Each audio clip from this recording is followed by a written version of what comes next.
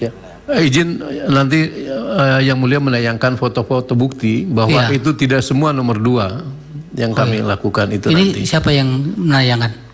Kami tadi memberikan untuk mengkantor tadi. Iya, Pak. Ya sudah cukup, tadi ada banyak nomor. Siap. Terus kejadian di stadion tadi juga ada pidato singkat saya. Ini pertandingan persahabatan untuk kami ingin dekat dengan para camat, Pak. Jadi pada saat pertandingan persahabatan itu ada 12 kecamatan bertanding, Liga Besti kami sebutkan di situ. Terus kami bermain dengan BJB. Nah di situ setelah kami bermain dengan BJB terus pembukaan. Nah pembukaan diletakkan kaos di situ, masih di dalam plastik. Tapi ini kan eventnya berbeda Pak dengan yang sama Pak. Semua tadi. Sama Pak. Di dalam bisa satu tempat. Bisa disandingkan miliknya pemohon dengan sama Pak, kaosnya warnanya itu kan yang lagi pembukaan. Ya, coba disandingkan Pak. Siap. Fotonya ditayangin dulu yang tadi sama yang di media. Mana yang milik pemohon?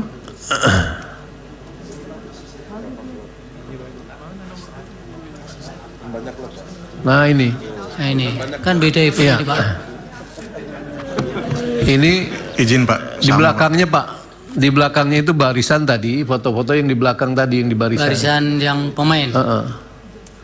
Kenapa ini, yang di depan ini 2 semua itu? Ini para camat. Nah itu Pak. Jadi ada apa namanya yang nyusun di situ kan kaos itu tumpukannya 1 sampai 25. 1 sudah diambil untuk kiper. Diambil nomor 1 dan 2. Yang tumpukan atas, nah nomor bawahnya itu dibagiin sudah dipakai semua Pak, di belakang. Nah yang 2 itu dipakai untuk seremoni, masih di dalam dibungkus di plastik. Iya di lapisan kedua itu. Bukan mencetak angka 2-nya yang banyak, kaos nomor 2-nya. Enggak Pak, itu sesuai dengan pemain Pak, sesuai dengan tim. Coba kembalikan yang banyak nomor 2 tadi, berada berapa? Pas lagi seremoni ini ada yang memang beda warna, beda tim. Baju di atas nggak pegang baju. Bapak nggak pakai baju. Saya juga pakai nomor 9 Pak di situ Pak. Iya, nanti dari pihak terkait, melalui pihak terkait yang ini ditambahkan jadi bukti dan pemohon juga ditambahkan jadi bukti. Biar kami pertimbangkan nanti. Lanjut Pak PJ Wali Kota. Iya Pak. Jadi kami Pak di situ para pejabat itu juga ditutup gambarnya sudah. Menggunakan nomor 9 Pak. Lanjut pertanyaan apakah Presiden pernah ke Bekasi?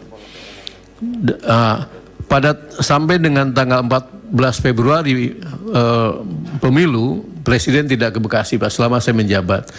Tetapi pada tanggal 16, 2 hari setelah pemilu, Presiden berkunjung ke Bekasi. Dan itu saya pun selaku PJ Wali Kota kaget karena baru diberitahukan oleh protokol istana jam 7 malam. Jadi kami mempersiapkan malam-malam itu, karena yang menunjuk tempat itu semua dari istana. Bapak Presiden berkunjung ke Bekasi. Terus kaitan dengan pertanyaan proses pengangkatan PJ. Nah, ini tadi sudah sebetulnya dijelaskan oleh saksi Pak Andi Batara. Pertanyaan di sini, Bupati yang jadi PJ dari unsur partai. Nah, ini tentunya tidak ada Pak, karena kan syaratnya harus ASN yang lagi menjabat JPT Pratama. Selanjutnya terkait dengan netralitas, saya dihadirkan sebagai ini tadi karena ada permintaan. Dan saya ditugaskan. Terus apakah ada aturan yang mengatur PJ bisa bersaksi? Nah ini saya tidak mengetahui, tetapi saya prinsipnya ada permintaan dan saya ditugaskan. Terus apa ada laporan ke Bawaslu? Nah betul ada laporan, tadi saya juga sudah sampaikan ada laporan ke Bawaslu dan kami sudah diperiksa semuanya di bawah sumpah. Dan kami sudah menjelaskan dan sampai akhirnya putusan KSN itu kami tidak terbukti melanggar. Izin Pak Ketua, saya potong sebentar Pak Gani. Ya. Itu surat penugasan yang tanda tangan siapa itu? Sekjen, Pak. Oh, sekjennya. Siap. Ya, terima kasih. Baik. Lanjut Pak. Selanjutnya, apakah pernah mendapat instruksi? Nah, kami tidak pernah, tadi saya sampaikan, kami tidak pernah mendapat instruksi atau arahan untuk mendukung salah satu paslon. Betul, saya hadir pada saat di istana untuk seluruh PJ di mana ada arahan Bapak Presiden untuk menjunjung tinggi netralitas. Tidak miring ke kanan, saya artikan bahwa itu kami sebagai netralitas. Dan kami buktikan di Kota Bekasi setiap kunjungan saya ke kelurahan, kecamatan, saya menyuarakan netralitas. Selanjutnya, bahwa pengaturan PJ telah diatur Undang-Undang 10. Ini apa, pemilihan PJ selaku pintu nepotisme. Saya pikir ini tidak ada kaitannya karena saya pun sebagai Kepala Biro Hukum ditunjuk sebagai PJ oleh Kota Bekasi. Ini tidak ada pemberitahuan atau misalkan saya hanya diminta CV pada saat itu. Proses selanjutnya, nah saya dikasih tahu bahwa saya ditugaskan selaku PJ. Memang banyak rumor, banyak ini, tetapi karena kami berpegang bahwa sepanjang belum ada SK kami tidak mau menanggapi. Pak Ketua sedikit, Pak PJ. Siap. Itu Bapak diusulkan DPRD atau diusulkan dari Kemendagri namanya? Yang bawa dari mana? Dari Kemendagri, Pak. Oke. Siap.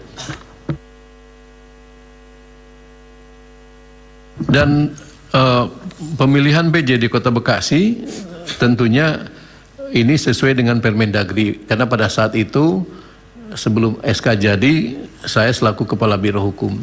Jadi sedikit mengikuti dan alurnya, dan setelah itu dicetak di kertas khusus di Biro Hukum. Itu yang kami ketahui. Agak diringkas Pak. Atau Izin? cukup? Cukup yang mulia. Baik, dari Pak Andi. Baik yang mulia, terima kasih. Mohon izin, pertanyaan pertama, apakah ada 254 yang dititipkan oleh Presiden untuk tujuan tertentu? Kami nyatakan tidak ada. Karena mekanismenya kita tetap minta untuk Bupati Wali Kota kita mintakan usulan dari DPRD Kabupaten Kota masing-masing dan Gubernur masing-masing, dan Menteri Dalam Negeri mendapatkan masukan dari Kementerian Lembaga, dan selanjutnya diserahkan kepada KL terkait untuk mengidentifikasi rekam jejak dan seterusnya, dan dilakukan pembahasan awal dan pembahasan akhir sampai ditetapkannya penjabat tersebut, dan relatif terbuka dan transparan. Yang kedua, masalah pembinaan dan evaluasi terhadap PJ. Nah, di dalam Permendagri nomor 4 2023 tersebut ada bab yang mengatur tentang pembinaan dan evaluasi, di mana PJ itu harus membuat laporan pertanggungjawaban per 3 bulan yang disampaikan kepada Menteri melalui Gubernur untuk Bupati Wali Kota, dan juga kepada Menteri, Gubernur kepada PJ Gubernur kepada Menteri untuk disampaikan kepada Presiden, dan selanjutnya dilakukan evaluasi per 3 bulan dengan menggunakan kurang lebih 100 lebih indikator. Yang di situ nanti pihak PJ menyampaikan capaian dan kendalanya, dan kemudian kita ukur dengan indikator yang ada. Dan selanjutnya bahkan dalam setiap minggu Bapak Menteri selalu juga melakukan evaluasi khususnya terkait dengan inflasi kepada pemerintah kabupaten kota, dan tentu di dalamnya ada PJ. Nah, proses evaluasi tersebut tentu akan menjadi bahan perbaikan kinerja dalam bentuk pembinaan kepada PJ apabila ada hal-hal yang kurang pas. Sedangkan untuk di sisi lain, apabila proses tersebut tidak dapat berjalan maksimal, maka menjadi bahan penilaian kinerja penjabat kepala daerah. Nah, terhadap hal ini, Kementerian Dalam Negeri juga telah membentuk tim evaluasi yang kemudian substansi evaluasi dilakukan terhadap 3 aspek, yaitu aspek pemerintahan, pembangunan, dan kemasyarakatan. Kalau aspek pemerintahan diantaranya terkait dengan pengelolaan APBD, penegakan regulasi daerah, Kalau aspek pemodelan diantaranya terkait dengan inflasi, stunting, dan pengangguran. Nah, contoh konkret, kalau ada tadi juga ada pertanyaan terkait dengan tindak lanjutnya, bahwa salah satu contoh adalah kota Cimahi pada Oktober 2003 secara berturut-turut gagal mengendalikan inflasi, dan selanjutnya hasil evaluasi di penghujung setelah dilakukan pembinaan dan di penghujungnya kita melakukan penggantian. Itu juga menjadi bagian tidak lanjut, sama halnya juga dengan di Tapanuli Tengah. Terkait dengan stabilitas dan kondusivitas daerah, dilakukan pembinaan, pendampingan, dan selanjutnya belum optimal, akhirnya juga dilakukan penggantian. Sedangkan di aspek kemasyarakatan diantaranya adalah bagaimana penanganan pengaduan dan penciptaan Tertib di masyarakat. Hal tersebut menjadi materi evaluasi dengan PJ yang secara rigid diatur dalam kurang lebih 111 indikator. Kemudian terkait identifikasi penelusuran rekam jejak, pada saat kami menyampaikan surat atau meneruskan usulan-usulan DPRD Kabupaten Kota, Gubernur, dan Pusat kepada KPK, PPATK, Setnek BIN, dan seterusnya, itu mereka memberikan catatan-catatan. BKN misalnya memberikan dokumen, bentuknya dokumen rekam jejak dari masing-masing nama yang menjadi usulan tadi sebagai bahan untuk rapat pembahasan awal. Jadi bentuknya dokumen, KPK pun juga memberikan dokumen, PPATK pun juga memberikan dokumen, dan seterusnya. Itu kemudian dipaparkan dan kemudian menjadi bahan untuk pembahasan awal untuk mengidentifikasi rekam jejak masing-masing secara bersama-sama. Kemudian tadi sudah disampaikan oleh Pak Gani bahwa PJ tentu berasal dari ASN dengan kriteria JPT Pratama dan Madya. Tentu bukan dari partai karena ASN tidak boleh masuk menjadi anggota partai. Kemudian masalah netralitas tadi sudah kami sampaikan, contohnya tadi juga sempat diungkapkan terkait dengan oleh Ibu Hakim terkait dengan netralitas. Kami sampaikan bahwa untuk masalah netralitas yang sedang berproses, itu Kalimantan Barat sedang berproses, kurang lebih pada saat terjadi tindakan kemudian dilaporkan ke Bawaslu, Bawaslu kemudian menyampaikannya menindaklanjutinya dan membahas menyidangkan dan kemudian menyampaikan kepada KSN. KSN tersebut memberikan sanksi, dan sebelum itu dijatuhkan itu dilakukan pemeriksaan sebagaimana PP nomor 94 tahun 2021 sekitar pasal 16 sampai pasal 26 itu melakukan pemeriksaan, dan hasil pemeriksaannya tersebut akan diserahkan kepada PPK dan PPK akan menindaklanjuti dalam bentuk sanksi. Nah, surat KSN kepada kami baru disampaikan tanggal 2 April yang lalu. Jadi untuk Kalbar masih berproses, demikian pula juga dengan Wali Kota Bengkulu. Sedangkan yang sudah dijatuhkan sanksi itu adalah Salatiga. Salatiga sudah dijatuhkan sanksi dan dalam bentuk penggantian sanksi dan penggantian PJ tersebut. Kemudian tadi juga ditanyakan bahwa pilihan PP kenapa bukan PP. Sesungguhnya pengaturan terkait dengan PJ bukan ruang kosong, sebagaimana tadi disampaikan bahwa sebelum tahun 2020 belakang itu PJ sudah ada, dan kemudian dasar pengaturannya itu adalah PP 6 2005 dan PP 49 2008, dan selanjutnya setelah pasca terbit putusan MK nomor 15 dan nomor 67, kita di mana di dalamnya meminta atau meminta saran, di mana di dalamnya terdapat saran dari Mahkamah Konstitusi yang meminta pemerintah untuk mempertimbangkan bentuk peraturan pelaksana terkait pengangkatan pejabat kepala daerah. Terhadap hal tersebut tanpa menyebutkan jenis produknya, terhadap hal tersebut pemerintah beritikat baik untuk memperhatikan dan merespon dengan memproses pembentukan rancangan peraturan dalam negeri pada saat itu, dan terbitlah Peraturan Menteri Dalam Negeri nomor 4 tahun 2023 yang di dalamnya mengatur proses mulai dari rekrutmen sampai dengan sanksi bagi penjabat kepala daerah tersebut. Dan itu dipandang lebih tepat karena kebutuhan yang pada saat itu sudah bergulir pengisian PJ-nya. Kemudian yang lainnya terkait dengan laporan ombudsman. Laporan ombudsman kami sudah juga bersidang terhadap pelaporan dari civil society, di mana menyatakan bahwa ada malpraktek terhadap proses pengangkatan PJ, dan di dalam proses persidangan di ombudsman dan juga merespon LHP-nya ombudsman, kami sudah menyurati kepada pimpinan ombudsman dan kepada presiden, serta menerangkan poin-poin penguatan bahwa sesungguhnya proses-proses tersebut kita sudah jalankan, dan perlu kami informasikan juga bahwa sebelum Permendagri nomor 4 tahun 2023, proses meminta usulan kepada DPRD Kabupaten Kota Provinsi kita sudah lakukan sebelum Permendagri itu dalam bentukan hukum, tapi dalam prakteknya kita sudah lakukan proses-proses permintaan tersebut sehingga membuka ruang partisipasi dan lebih transparan, dan itu kami uraikan di dalam merespon LHP-nya ombudsman, dan kemudian kita teruskan juga kepada Bapak Presiden. Kurang lebih begitu kami sampaikan. Yang dari Sebentar, ada yang belum terjawab Pak Ketua. Itu tadi ada yang belum terjawab. Satu, terkait dengan TNI Polri. Oh, ya. Yang kedua, gimana tanggapan terkait dengan riset KSAN? Ya, ada 101 PJ atau kurang lebih 70% itu yang dianggap tidak berkomitmen dengan netralitas ASN. Baik, yang izin Yang Mulia, terkait dengan riset 101 PJ, sesungguhnya mekanisme apabila terjadi ketidaknetralan, sesungguhnya ada prosedur yang harus dilalui.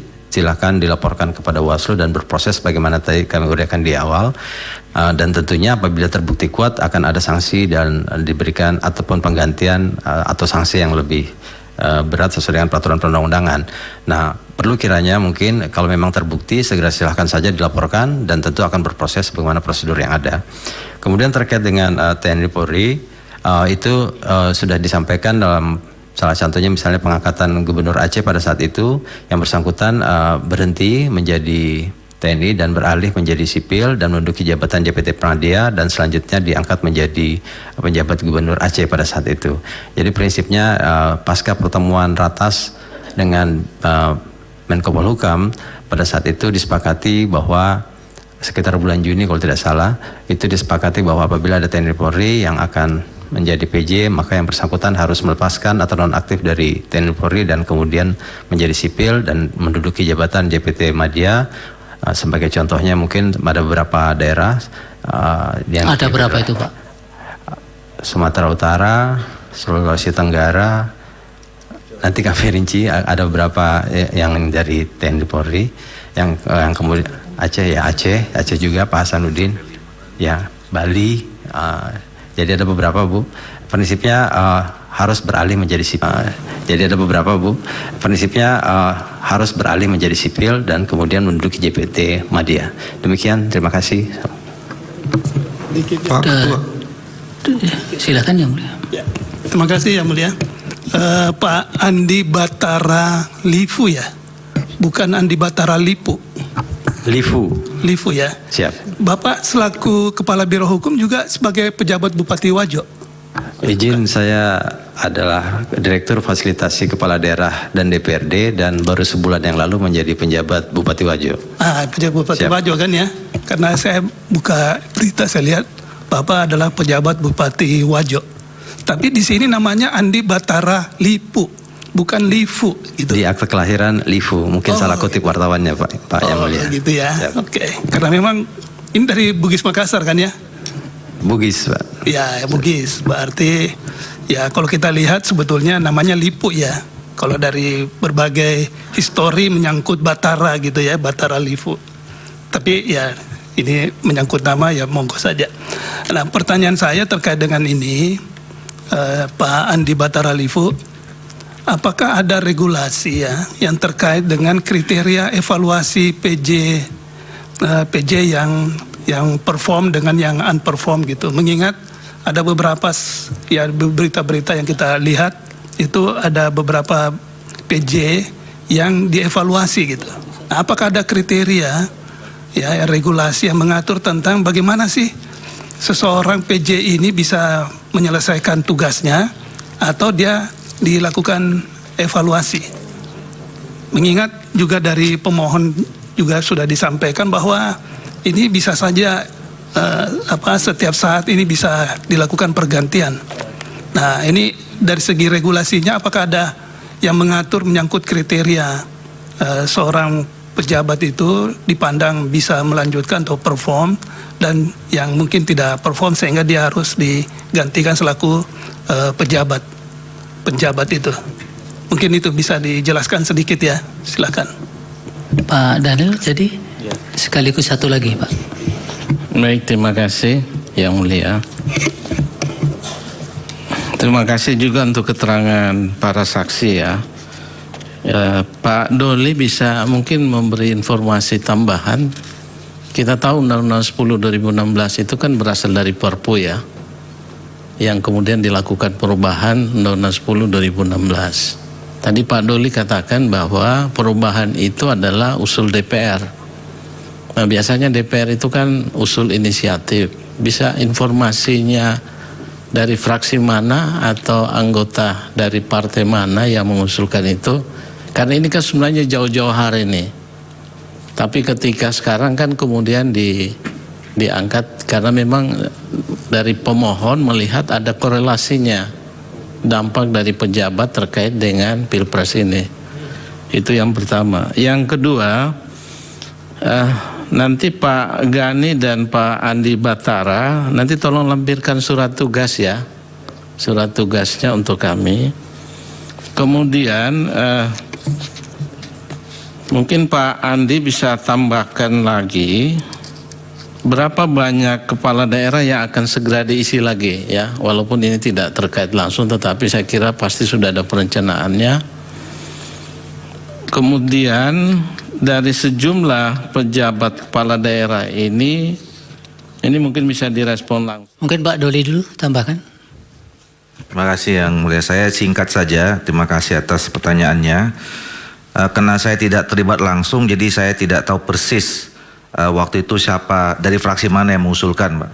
Tapi kalau tadi melanjutkan cerita saya tadi, saya bertanya kepada anggota Komisi 2 yang hampir 4 periode ada di situ dari fraksi PD Perjuangan, Pak. Ya, Pak. Baik, dari Pak Gani ditambahkan. Oh, bukan Pak Gani ya, Pak. Pak Andi. Singkat-singkat saja Pak Andi. Baik, terima kasih. Mohon izin terkait dengan regulasi yang mengatur tentang evaluasi. Itu diawali dari PP 6 2005 pasal 132. Di situ ada amanat evaluasi terhadap PJ. Kemudian ditegaskan kembali dalam Permendagri nomor 4 2023 khususnya di pasal 18, dan kemudian secara teknis juga dibuatkan petunjuk teknis dalam untuk membentuk tim, di mana di dalamnya mencantumkan 111 indikator dan 3 aspek dalam proses mekanisme pengevaluasian terhadap PJ berbasis pada Binwas. Kurang lebih seperti itu Yang Mulia. Kemudian berapa jumlah PJ dari Kementerian Dalam Negeri, mungkin kami akan sampaikan menyusul datanya ke sekitar plus minus 50-an, tapi nanti kami sampaikan datanya. Yang dari Kemendagri? Siap, sekitar 40 sekian ya, 40-an kurang lebih. Ya, kemudian berapa yang kedepannya juga demikian Yang Mulia, nanti kami akan susulkan karena ada beberapa yang mungkin saja pada waktu di bulan-bulan berikutnya ada penggantian karena sesuatu hal, maka ada penambahan jumlah secara definitif. Karena pengisiannya pasca putusan MK yang terakhir itu ada perpanjangan masa bakti karena belum yang hasil gugatan pasal 201 ayat 7 kalau nggak salah itu. Iya. Baik, terima kasih Yang Mulia. Baik. Yang Mulia, ada pertanyaan soal Alimazi, Maluku Utara, dan juga saya baru dapat medianya di Kalteng yang penjabatnya itu kalau di Maluku Utara dan tidak mau melantik tadi. Iya, kalau yang di Kalimantan Tengah juga begitu, Pak Ketua. Ya, dan itu belum ada jawabannya. Bisa dijawab, Pak? Izin Yang Mulia. Dalam mekanisme penetapan PJ itu adalah otoritas daripada pemerintah. Posisi DPRD dan Gubernur hanya mengusulkan nama yang kemudian kita lihat rekam jejaknya secara bersama-sama. Sebagaimana penyampaian kami di awal, justru lebih banyak persoalan yang dicontohkan tadi, Bapak tahu tidak apa penyebabnya atau penyebabnya mungkin memang sebelum-sebelumnya sebelum tahun 20 ke belakang itu hampir boleh dikata 80% usulan gubernur adalah usulan yang jadi. Tapi sepasca 2020 ke atas dan adanya mekanisme baru, nah ada beberapa yang jadi dan ada beberapa yang tidak jadi, dan itu mungkin belum bisa sepenuhnya diterima. Jadi ada, tapi setelah diberikan pengertian dan pendekatan, alhamdulillah sudah dilakukan pelantikan. Ya, cukup Pak, terima kasih. Waktunya sudah habis. Izin. Oh, yang Bawaslu silakan. Ya. Izin, Prof. Yang mulia, Prof. Eni Nurbaini. Kami sampaikan bahwa untuk Bawaslu Kota Bekasi telah melakukan penanganan dugaan pelanggaran atas laporan. Kemudian ini dibahas di Sentra Gakumdu, yang mulia. Dibahas di Sentra Gakumdu, namun di Sentra Gakumdu tidak terpenuhi unsur untuk tindak pidananya. Nah, kemudian dikaji juga tentang pelanggaran netralitas ASN-nya oleh Bawaslu Kota Bekasi, dan juga kemudian tidak terpenuhi unsur menurut Bawaslu Kota Bekasi, sehingga kami merintahkan Bawaslu Provinsi Jawa Barat untuk melakukan koreksi terhadap hal tersebut, karena kebetulan saya yang menyampaikan ini ke Bawaslu Provinsi Jabar, karena video ini yang beredar di masyarakat dan sampai kepada WA saya, dan kemudian saya teruskan, dan kemudian Bawaslu Kota Bekasi menyampaikan alat buktinya kepada kami, dan kemudian kenapa kemudian PJ tidak termasuk dalam yang diperiksa oleh Bawaslu Provinsi Jawa Barat, karena hasil dari pemeriksaan Bawaslu Kota Bekasi itu diperiksa speech pidatonya pada saat pembukaan dan lain-lain, sehingga kemudian tidak terbukti, dan kemudian camat yang kemudian terbukti menurut Bawaslu Provinsi Jawa Barat, dan kemudian diteruskan Bawaslu Provinsi Jawa Barat memutus koreksi tersebut dan kemudian meneruskan koreksinya kepada Komisi Aparatur Sipil Negara, dan kemudian Komisi Aparatur Sipil Negara menyatakan bahwa dugaan pelanggaran tersebut pada pokoknya memutuskan belum menemukan adanya pelanggaran netralitas ASN yang dilakukan oleh terlapor. Jadi demikian yang mulia yang kami bisa sampaikan, dan kemudian mengenai Bawaslu Provinsi Kalimantan Barat. Sudah dijawab dari Pak Andi sudah bisa. Mengenai berat untuk dibuktikan. Nah, maksudnya berat itu kalau kami lihat dari pembahasan ini juga, pembahasan sudah sampai Sentra Gakumdu di tingkat provinsi, dan kemudian dalam diskusi dan dalam rapat yang dilakukan oleh Gakumdu, pembuktian untuk membuat keputusan yang menguntungkan atau merugikan, dan juga frasa menguntungkan dan merugikan yang dilaporkan oleh tim hukum Amin ini tidak menjelaskan secara spesifik hal yang dirugikan atau diuntungkan, sehingga kemudian kasus ini sangat sumir untuk diteruskan ke persidangan. Jadi berat itu maksudnya sulit, yang mulia. Itu yang dalam pembahasan di Bawaslu Provinsi Kalimantan Barat. Kami lagi mengecek, sepertinya sudah saya baca dalam 1-2 hari ini di meja tentang hasil dari laporan ini diteruskan ke Komisi Aparatur Sipil Negara. Kami akan cek lagi, jika ada kami akan sampaikan kepada yang mulia mengenai hasil dari Komisi Aparatur Sipil Negara. Demikian yang mulia dapat kami sampaikan. Ya, karena saya tertarik dengan kata-kata sangat berat dibuktikan. Ya. Sekarang itu aja, yang lainnya nggak ada. Kayak mengeluh gitu ya. Baik, untuk para saksi terima kasih keterangannya, mudah-mudahan bermanfaat untuk persidangan ini. Sekedar informasi bahwa untuk merespon yang disampaikan pemohon 03 untuk status dari 2 saksi dari Kemendagri, surat resminya telah diserahkan ke Kepanitraan. Ya. Terima kasih. Terima kasih Bapak-bapak. Silakan berikutnya 2 saksi ya. Iya, yang mulia, 2 saksi dihadirkan lagi akan diajukan. Saksi Dr. Tubagus Haji Aceh Hasan Sajili, dan satu lagi saksi Haji Abdul Wahid. Ada 2 yang mulia, bisa bersama-sama. Silakan.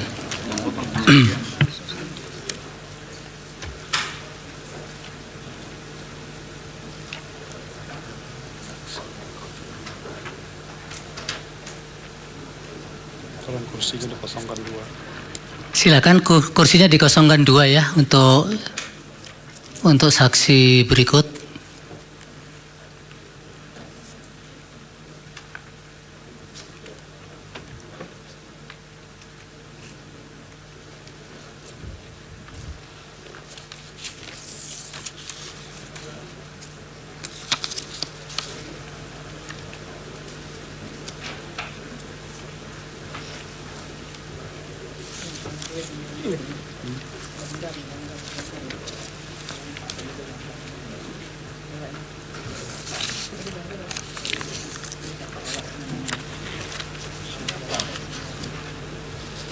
Baik, untuk pemeriksaan dua saksi berikut dipandu Yang Mulia Prof. Saldi. Terima kasih Pak Ketua, Pak Abdul Wahid, Pak Aceh. Kalau lihat dari wajahnya kayaknya terpilih lagi nih kayaknya. Ada agak wajahnya agak segar. Pak Abdul Wahid dan Pak Aceh Hasan Sazili diajukan oleh pihak terkait untuk menjelaskan isu-isu yang sudah di-list di sini, terutama terkait dengan bantuan sosial. Nah, Prof. Yusril, siapa dulu yang mau menyampaikan? Jadi duluan Pak Aceh Hasan Sazili. Izin Yang Mulia, ya, jika diperkenankan saya. Silakan. Kita ini berusaha seefektif mungkin, karena kalau bisa pukul 5-an kita sudah selesai untuk sesi ini. Silakan Pak Aceh. Ya. Assalamualaikum warahmatullahi wabarakatuh. Yang Mulia Majelis Hakim Mahkamah Konstitusi Republik Indonesia, hadirin yang kami hormati. Izinkan sebelum kami menyampaikan terkait dengan kesaksian kami, mohon kiranya diperkenankan untuk menampilkan slide. Silakan. Ya, terima kasih Yang Mulia. Pertama, kami diminta untuk memberikan kesaksian terkait dengan mekanisme perencanaan, penganggaran, dan pencairan bantuan sosial dalam kapasitas kami sebagai pimpinan Komisi 8 DPR RI dan juga sebagai anggota DPR RI yang bermitra dengan Kementerian Sosial yang merupakan mitra pemerintah, mitra kami di pemerintah yang bertanggung jawab terhadap perlindungan sosial.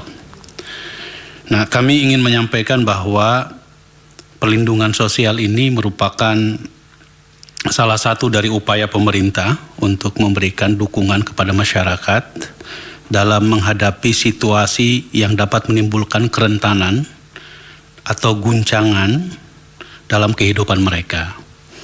Perlindungan sosial tentu merupakan amanat dari Undang-Undang Dasar 1945 dan pasal dalam pembukaannya dan juga di dalam pasal 34 Undang-Undang Dasar 45 bahwa fakir miskin dan anak-anak terlantar dipelihara oleh negara, pengejawantahan dari Undang-Undang Nomor 11 Tahun 2019 tentang kesejahteraan sosial, Undang-Undang 13 Nomor 11 tentang penanganan fakir miskin, dan Undang-Undang tentang pekerja sosial di tahun 2019.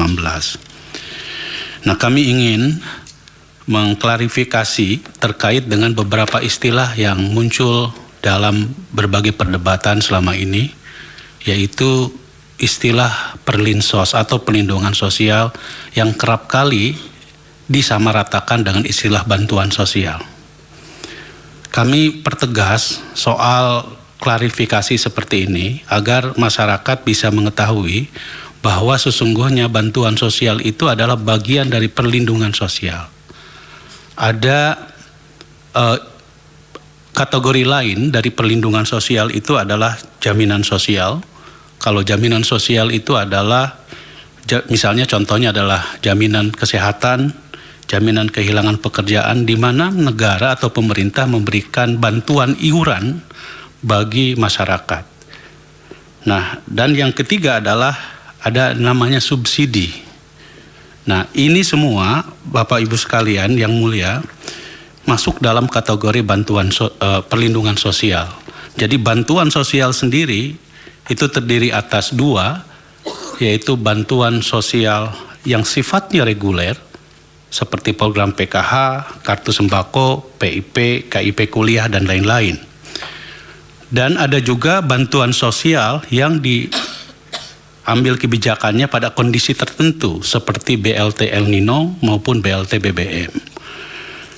Nah, di dalam berbagai media kita sering menyebut bahwa nilai atau bantuan sosial besar sekali. 400, misalnya di tahun 2024, 496 triliun. Tanpa kita tahu dan kita rinci dari jenis perlindungan sosial apa.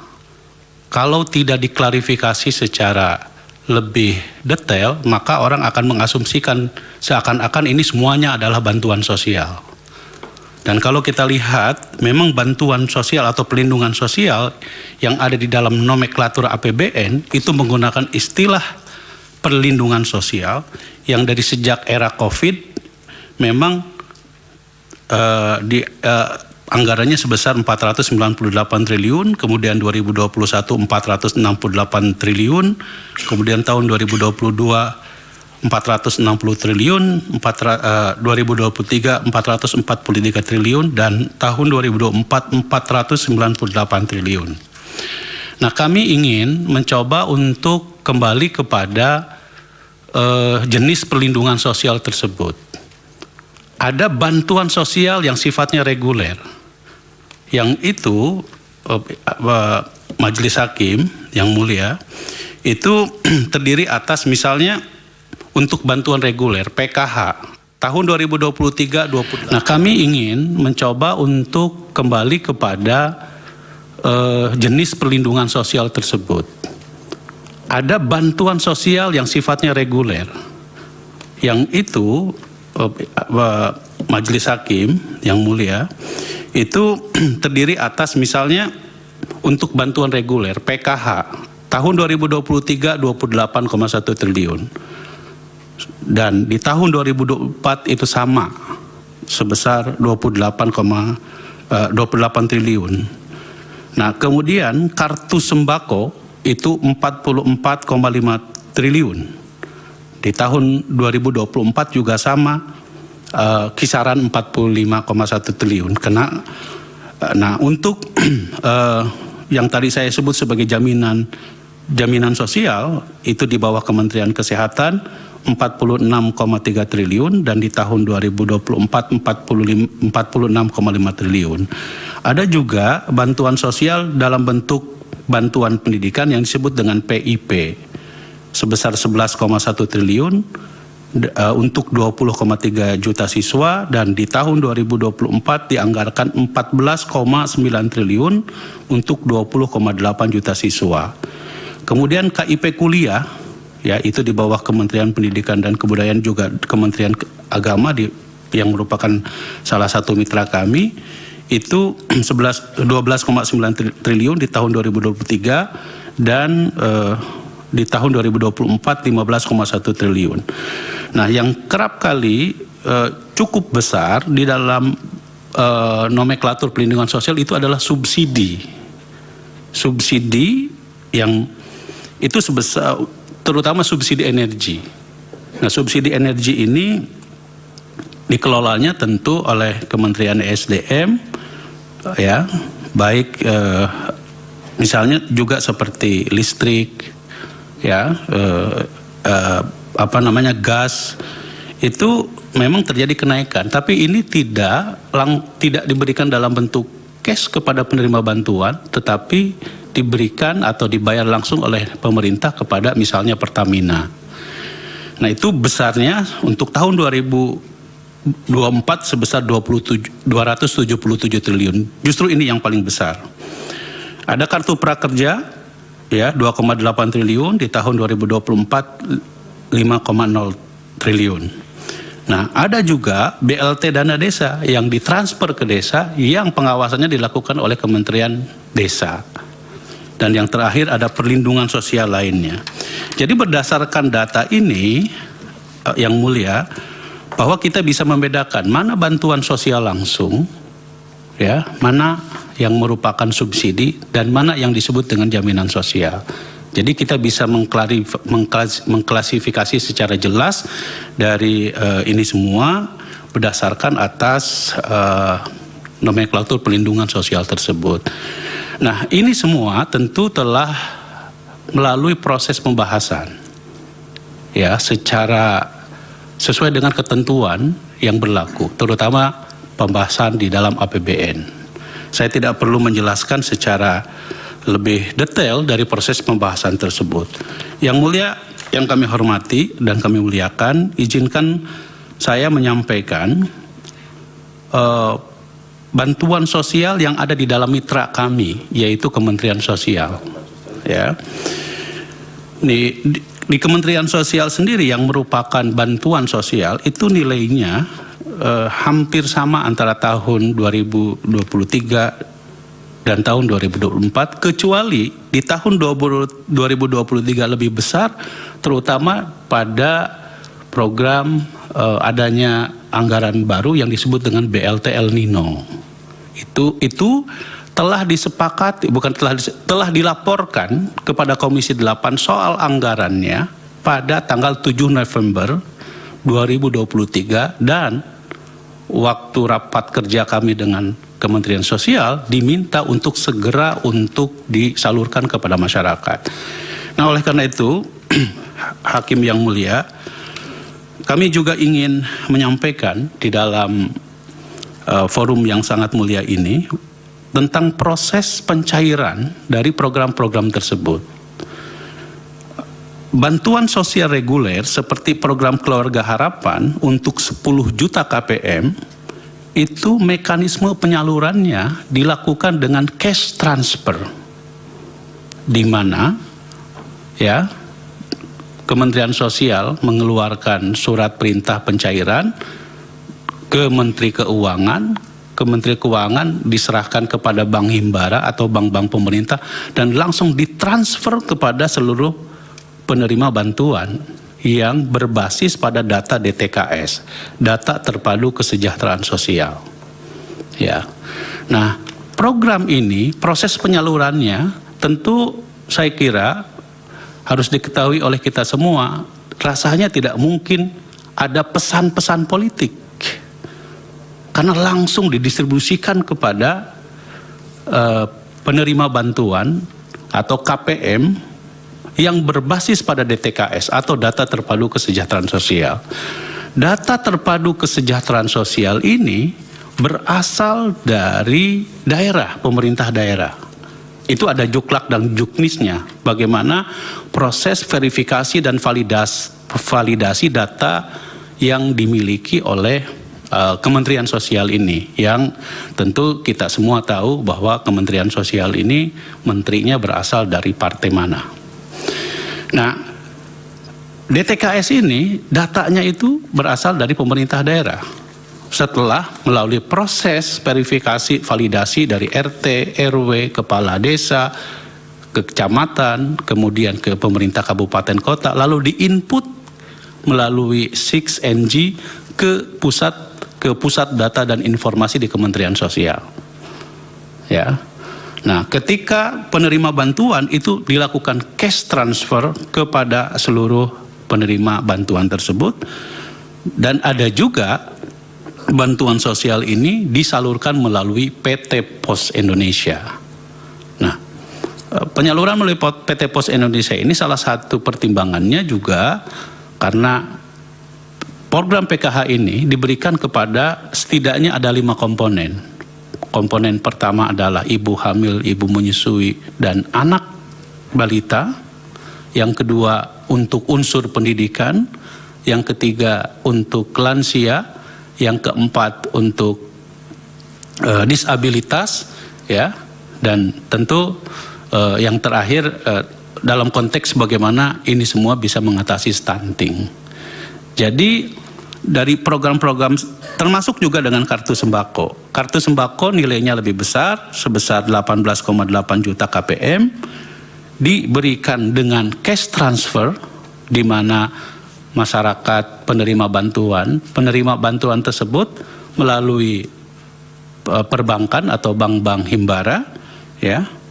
Dan yang bulan November dan Desember 2023 ada bantuan BLT El Nino sebesar 18,8 juta keluarga penerima manfaat, dan ini juga telah melalui proses pembahasan di Komisi 8 DPR RI. Yang mulia Majelis Hakim, kami bisa tunjukkan ini adalah kesimpulan rapat kerja yang telah disepakati pada tanggal 31 Agustus mengenai anggaran tahun 2024. Demikian juga next kalau kita lihat tentang persetujuan anggaran bansos pada tanggal 14 September 2023 dan yang terakhir pada 7 November 2023 kita memberikan persetujuan dan pengawasan terhadap bansos, terutama bansos BLT El Nino. Majelis Hakim yang kami muliakan, kami perlu tambahkan bahwa kalau mau jujur, tadi yang mulia menyampaikan kepada kami alhamdulillah terpilih. Sebagai anggota legislatif tentu kami menginginkan setiap program-program dari mitra kami juga kami ingin memiliki insentif elektoral. Maka setiap program bansos ini pun ya terus terang saja ya justru lebih condong dimanfaatkan insentif elektoralnya oleh para anggota legislatif daripada kebetulan saya Komisi 8 misalnya dikaitkan langsung dengan proses pilpres. Ya, karena itu maka ini pun juga bukan hanya terjadi pada misalnya kami di Komisi 8, di Komisi 10 yang program PIP, program KIP kuliah, itu proses penyaluran bantuannya dan saya kira itu tidak salah. Kenapa? Karena itu bagian dari memperjuangkan daerah pemilihan kami. Ya. Jadi karena itu kalau kemarin kita mendengar ada istilah pork barrel politik, justru kecenderungannya itu banyak terjadi pada pemilihan legislatif dibandingkan dengan mohon maaf ya dalam konteks pemilihan